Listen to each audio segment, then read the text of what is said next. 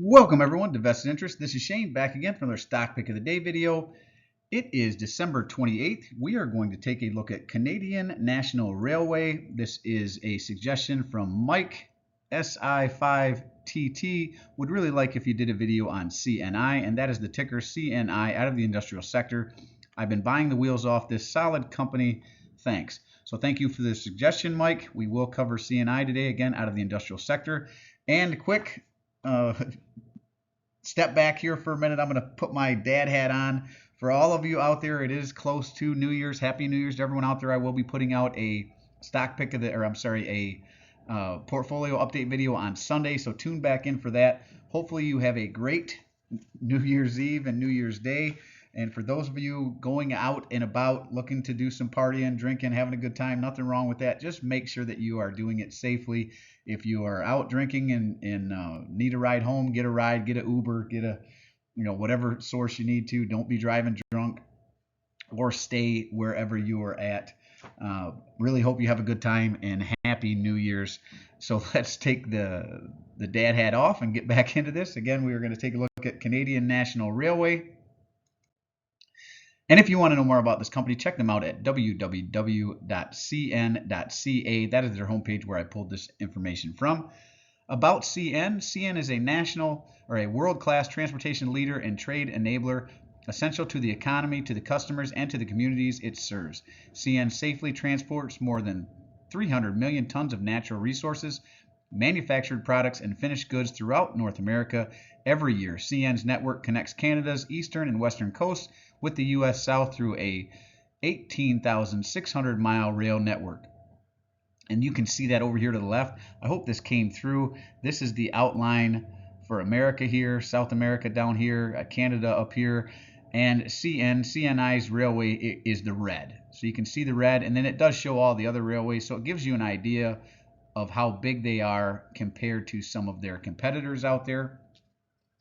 You can read through the rest of this.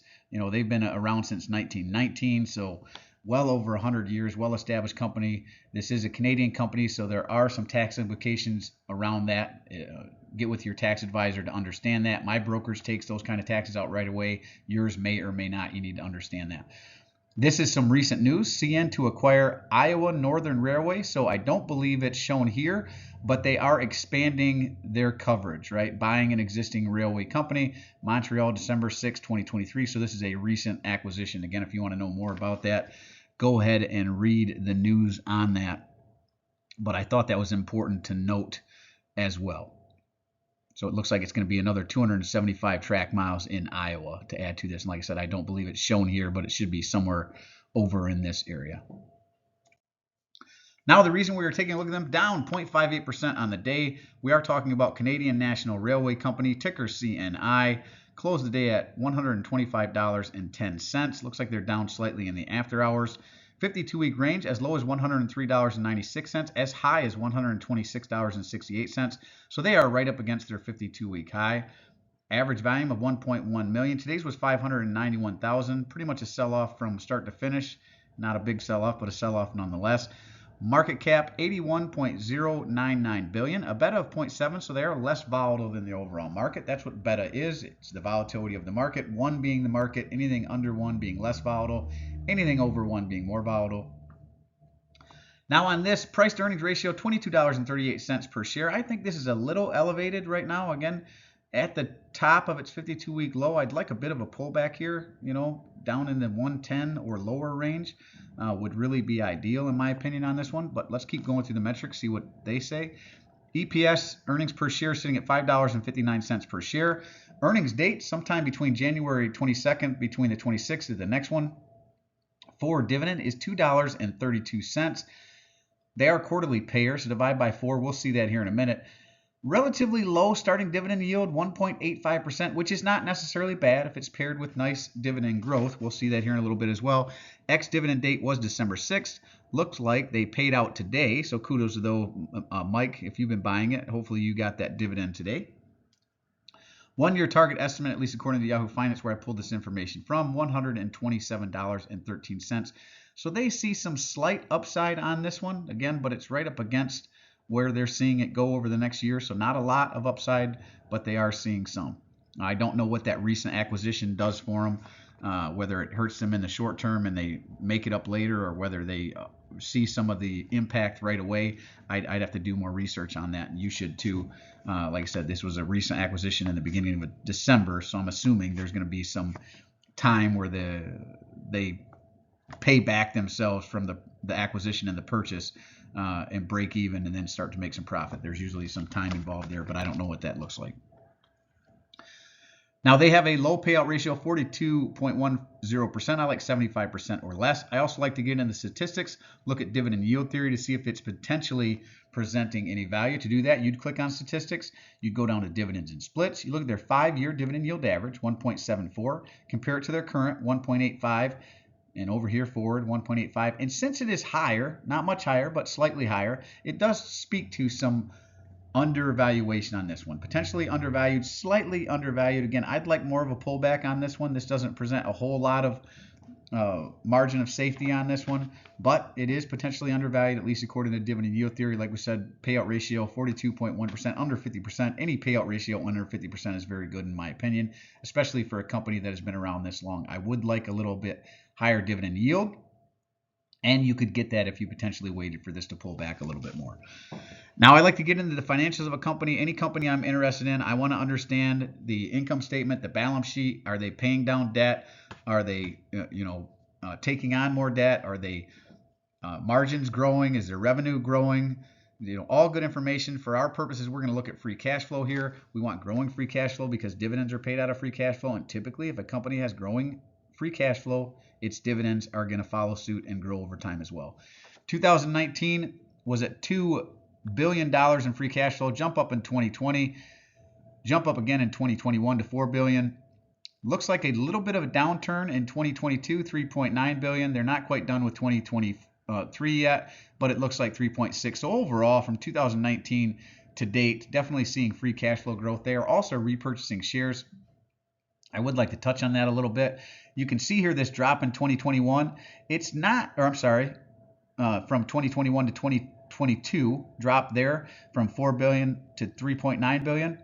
It can definitely be accounted for in the repurchase of the shares. They also increased their shares in 2021. So even though it looks like a slight bump up in 2021, they really shot up their share buybacks here. Same thing they're continuing in 2023. So I really like the free cash flow growth. I really like the repurchase of their own shares. Low payout ratio. So far, other than, they're right up against their 52-week high, and I have not done a discounted cash flow analysis on this one, the metrics look pretty good. Now, I always recommend more than one source. Another one that I like is stockanalysis.com. And according to the 16 stock analysts they've had to take a look at this, they call it a hold, right? They are right here in the hold. They have a low estimate of $113. I'd like it back here or lower. That would be a 9.67% decrease from where it currently sits. Average estimate of $131.81. This is pretty much in line with what we saw with Yahoo Finance on the previous page. That would be a 5.36% increase from where it currently sits. And if it happened to hit their high of $173, that would be a 38.23% or 29% increase. All the while, you could collect that 1.8% dividend yield. Again, I'd prefer it to pull back a little bit. You might be able to get this in the 2% yield range. That would be where I would look to jump into it. I have Union Pacific in my portfolio, so I'm not necessarily looking to add a railroad company. But if this were to pull back at the right price, it might be worth taking a look, especially as they are increasing their capacity. Now, I like to get into the statistics here. I like to look at return on equity and return on invested capital. I like 10% or better. Return on equity here, 23.80, over twice what I'm looking for. Return on invested capital, again, I like 10% or better. Just over that at 13.09%. EPS growth, I like 5% or better forecasted over the next 5 years. They're forecasted at 8.45%. And their revenue is forecasted to grow at 4.41%. So overall, the numbers look pretty good on this one. Again, I would recommend understanding what this recent purchase. Obviously, there's going to be some money changing hands there. They're going to pick up whatever revenue stream they had previously. But what is that capital that they had to put up versus the revenue they're going to receive? How soon are they going to start seeing the benefits from this purchase? I'd really want to understand that as well. So now we're going to look at the dividends. Again, they are a quarterly payer. They pay out on the March, June, September, December timeframe. Payout ratio 41.64%, under the 75% I'm looking for. Very nice. Dividend growth is a little slow, but that's not terrible, 3.31%. I would like a little bit higher dividend growth with such a low starting dividend yield and the payout ratio being under 50%. I would say this is the only downside to this one. Maybe with the recent acquisition, this goes up a little bit, but right now this is really the only negative that I see with this one. But beyond the valuation, I would like it closer, like I said, 110 or under, right around $110 per share, I think is where I'd be at with this one, just off the top of my head without doing a discounted cash flow analysis. Going back to 2020, they were at 44 cents. Jumped it up to 48 cents in 2021, March 2021. Jumped it up in June 21 to 50 cents. Back down to September, 48 cents. Looks like they were up to 48 cents. Up in March 9th, 2022, up to 57 cents. 57 cents, 55 cents. So they're kind of up and down on their dividend. I would like to see more of a straight up, but I don't know why they're going from 57 down to 55, down to 53, back up to 57 in March 9th, 2023, June 2023 up to 59 cents, back down to 57 cents in September, and December 6th here, the most recent one, 58 cents. So it's a little sporadic up and down on their dividend. I don't know the thought process behind this. Overall, I mean, it is growing over time, but every now and again it looks like they drop it back down. So it must be based on their revenue or how they're paying this out. I'd really need to understand why they're up and down. Like I said, 44 to 48 to 50, back to 48, 48, 57, 57, 55, down to 53, back up to 57, back up to 59, down to 57, back up to 58. So they're a little sporadic on that account, but overall it is growing over time, so I'm just going to leave it at that. This is the vested interest stock screener. You can pause this and go through this at your leisure.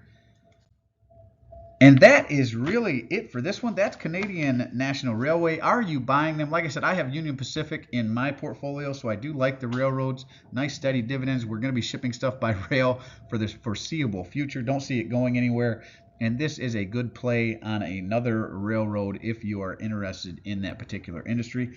As always, appreciate you stopping by. If you haven't done so already, don't forget to show me some love. Hit that thumbs up, ring the notification bell. Most importantly, hit that subscribe button down below. Join us on this journey to financial freedom. Join the vested interest community, building a community of like-minded dividend growth investors. Hit that subscribe button. Join us. I do personally read and respond to the comments. I'm always interested to read your questions, opinions, or suggestions for future topics. This particular video was a suggestion. I believe he's a subscriber. Mike, really appreciate the suggestion. And this is Shane signing off, wishing peace and prosperity to you and yours. And remember, financial security comes to those who take a vested interest. Hey, hope you have a happy new year. Again, be safe out there, and we will see you in the next one.